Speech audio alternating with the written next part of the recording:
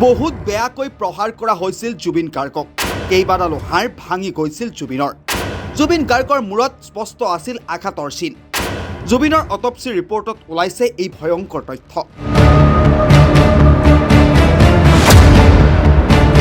জুবিন গাৰ্গৰ মৃত্যুৰ ৩ মাহ সম্পূৰ্ণ হ'ল, কিন্তু এতিয়াও পোহৰলৈ অহা নাই প্ৰকৃত ৰহস্য।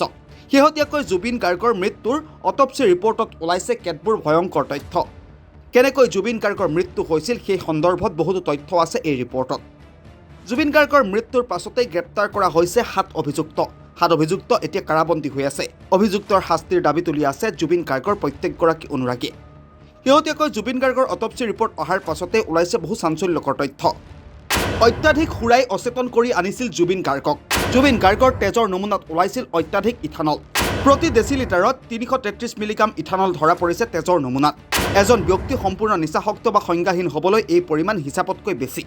তথ্য অনুসৰি প্ৰস্ৰাৱতো ধৰা পৰিছিল অত্যাধিক ইথানলৰ উপস্থিতি।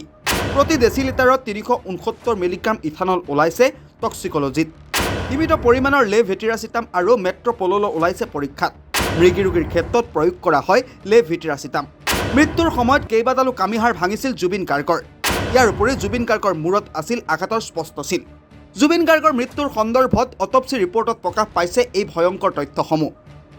অত্যাধিক সুৰা সেৱন কৰাই কাল হ'ল জুবিন গাৰ্গৰ বাবে। ইয়াৰ উপৰি জুবিন গাৰ্গ আছিল মৃগী ৰোগী। এই কথা জানিও জুবিন গাৰ্গক অত্যাধিক সুৰাপান কৰোৱাই লৈ গৈছিল সাঁতুৰিবলৈ, আৰু তাৰ পাছতেই অসমবাসীয়ে হেৰুৱালে প্ৰাণৰ শিল্পী জুবিন গাৰ্গক। অপেক্ষা মাথো জুবিন গাৰ্গৰ ন্যায়লৈ। ব্যুৰ' ৰিপৰ্ট, খাটাং সংবাদ। বহুত বেয়াকৈ প্ৰহাৰ কৰা হৈছিল জুবিন গাৰ্গক। কেইবাডালো হাড় ভাঙি গৈছিল জুবিনৰ। জুবিন গাৰ্গৰ মূৰত স্পষ্ট আছিল আঘাতৰ চিন। জুবিনৰ অটপসি ৰিপৰ্টত ওলাইছে এই ভয়ংকৰ তথ্য।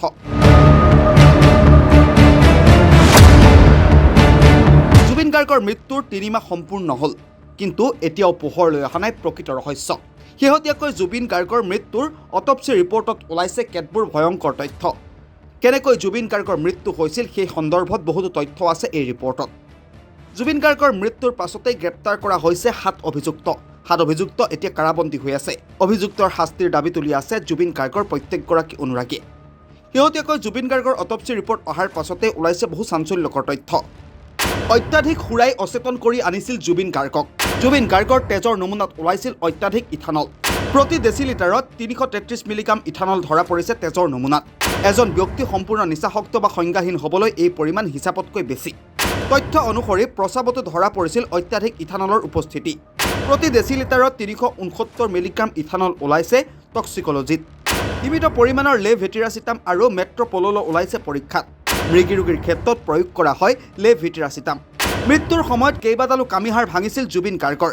ইয়াৰ উপৰি জুবিন গাৰ্গৰ মূৰত আছিল আঘাতৰ স্পষ্ট চিন।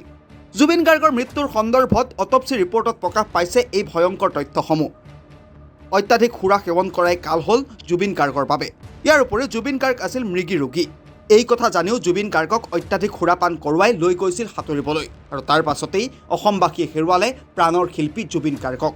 অপেক্ষা মাথো জুবিন গাৰ্গৰ ন্যায়লৈ। ব্যুৰ' ৰিপৰ্ট, খাটাং সংবাদ।